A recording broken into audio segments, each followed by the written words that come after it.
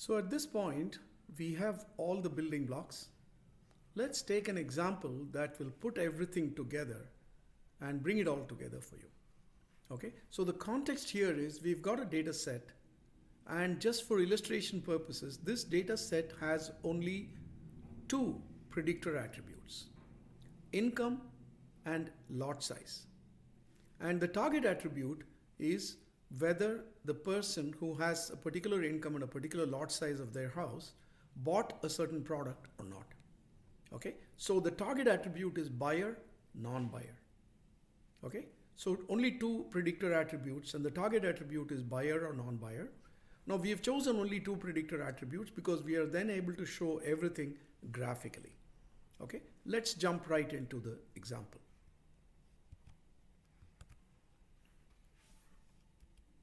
Okay, so here is our complete data set.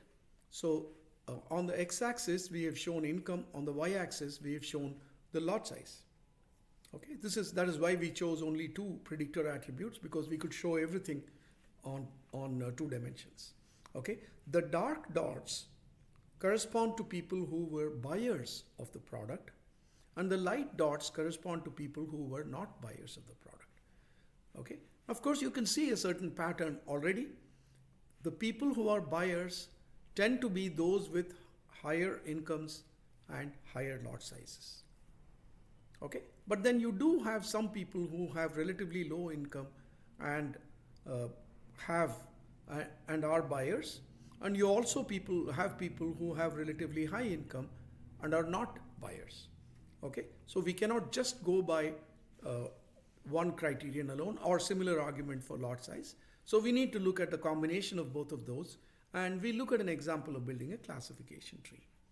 Okay, so let's move on. So one possible split, when we split, remember we said we bring out this is our training partition. The entire data is a training partition, and at the root node we want to split it into two buckets based on some criterion. Okay, so here suppose our criterion was, let's see how we arrived at it, but first suppose the criterion was, I'm going to put all the cases in which the lot size is less than 19 into one bucket and greater than 19 into another bucket.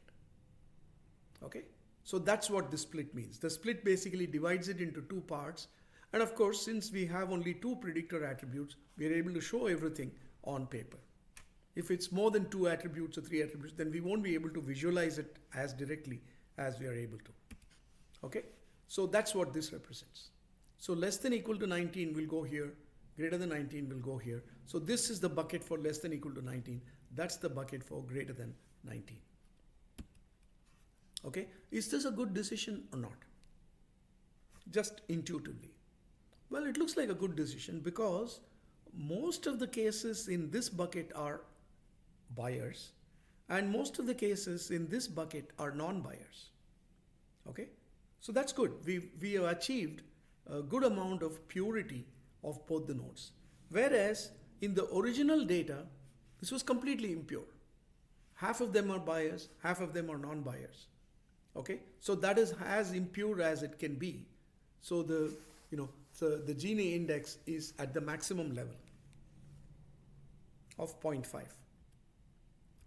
Okay, whereas in this case the Gini index is going to be pretty low because each of these nodes is relatively extremely pure. This here owners predominate, here non-owners or non-buyers predominate.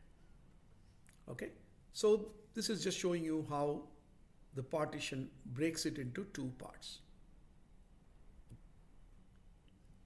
Okay, so after having done the first partition, so again we'll shortly come to why we chose income, or why we chose lot size, and why we chose 19. We'll come to that. But assuming that that is put away for the time being, so we've done one partitioning or one split, and then so we now select one partition and make another split. So let's assume we selected this partition, and this time we make a split on that partition at income of 82,000 or whatever this number is. Okay, once again this bottom region has got split into two parts, and those two parts have become even more pure. For example, notice this part has only buyers. It's very pure. Okay. Of course, the sample size is very small. In this example, we are not looking at sample size. We are only looking at purity. Okay. The sample size will automatically come in once we apply the min split or min bucket. We'll look at that while coding. And this is also extremely pure. Mostly non-buyers, just one buyer. And this one still predominates with buyers. Of course, it's the same as before. Okay. So once again, this is making an improvement. And this corresponds to this. Okay. So is the lot size less than equal to 19? Yes. Is the income less than equal to 84.75 or not? Okay. And then that's coming here. So you've got 3 leaf nodes, 1, 2, 3, and they correspond to 1, 2, 3. Okay. So now let's say we want to find another place which would be a good split. Okay. So I would think that maybe we could split here and get a completely pure partition here, or maybe or maybe split here and get a completely pure partition there. Okay. So there are many possible good splits. Okay. But again, that is all just visual. Shortly, we'll turn to a very objective way of doing this whole thing. Okay. So in this process, we keep on choosing and breaking and choosing and splitting. And in this example, we're going to do this until every partition becomes completely pure. Okay. Of course, in practice, that is not possible, but we are just illustrating it here. Okay. So let's calculate the Gini for the initial set. Okay. So there are 2 classes, and the probability P1, P2 are both exactly 0.5 because there are 12 owners and 12 non-owners. P2 is also 0.5. Okay. So the Gini index is 0.5, the maximum possible impurity when you have 2 classes. Okay. Of course, this is completely impure because the buyers and non-buyers or owners and non-owners are exactly equal. There is no purity. Similarly, entropy calculation, we do the same thing. It turns out that entropy here is 1, maximum possible entropy, indicating complete impurity. Okay. Now, after we make the first split, okay. So what are the possible splits here? The possible splits are, we could choose income and consider every possible split on income, or we could choose lot size and consider every possible split on lot size. Now you may say, wait a minute, aren't there infinite number of possibilities of splits on income and lot size? Actually, no. If you take the lot sizes, all the values, and sort them in increasing order, okay, then you only have to split between consecutive values, because you can split at 14.1, 14.2, 14.3 up to 14.79. Still the remaining, the buckets that result are going to be exactly the same. So all of the splits between 14 and 14.8, they yield exactly the same thing. So they are all equivalent. So all we need to consider is just one split between 14 and 14.8. Okay. It really doesn't matter whether you put it at 14.1 or 2 or 3 or 3.5, 14.35. It doesn't matter because it's going to yield exactly the same results. Because all the cases less than that are going here, which is exactly 1, and all the cases greater than that are going here, which is exactly 23. Okay. So these are the only possible splits. The possible splits are between consecutive values. Okay. And of course, if the values are all same, then you have to just go here, right? So here you have a split between 16.8 and 17.2, and then between 17.2 and 17.6. After that, you have to only consider 17.6 to 18.4. Okay. So let's assume that all the possible splits are at the midpoints of these values. Okay. So these are all the possible splits. Okay.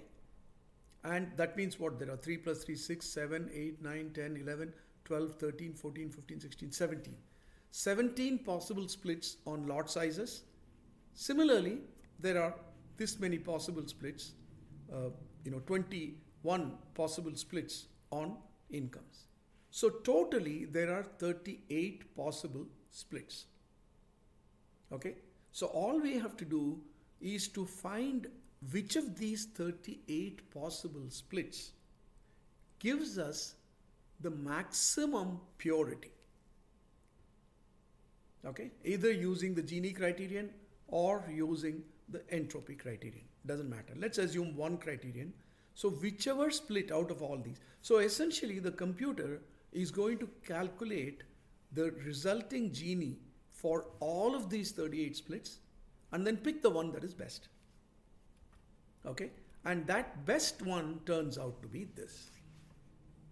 Okay, if you sit down and perform all the computations, you will find that splitting on lot size at 19 provides the best maximum purity that you can possibly achieve at this stage. Okay, similarly, same thing. We do the same thing now. So in this case, it becomes 3993. You can't do better than this. There is no other split that can do better than this in terms of Gini and entropy. Okay, so the Gini is 0.375, entropy is 0.811. You can do the computations. In fact, both are equal because it's 9339. The computations will come out exactly the same. So the combined Gini is the weighted average of both of these, and both are same. So the combined Gini would still be 375 and the combined entropy would still be 0.811. Again, I repeat, you don't have to, the system will do one of these two, not both. Okay, once again, we consider all the possibilities and calculate the overall Gini or entropy under each and choose the best. Okay, turns out splitting this lower partition on income gives you the best Gini or the best improvement in purity. And if you keep on going like this, this is what you get. Now this is a small example in which every single node that we've got here is completely pure.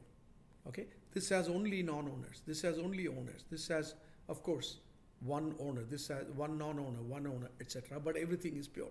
In reality, you won't be able to go to this level because your min split or min bucket will stop the tree at a much earlier stage. This, of course, is a demo so that we can understand everything. Okay, so this is what the tree looks like after 3 splits. This is what the final tree looks like. Okay, but of course, we are not going to go up to this extent. In reality, we would apply, let's say, a min bucket option, and the tree would end up being shorter. Let's say in this case, the min bucket was 5. Okay, then many of these things like this is 1, this is 1, you won't get here. Okay, this is 3, 2, 1, you won't even get here. Okay, so even this split won't be performed because it's producing a bin of size 3. It won't be performed, right? So if you apply those criteria, your tree will turn out to be much smaller. This is just a demo to show you how this tree construction process works. Okay, and then I've got some other things. You can go through these at leisure.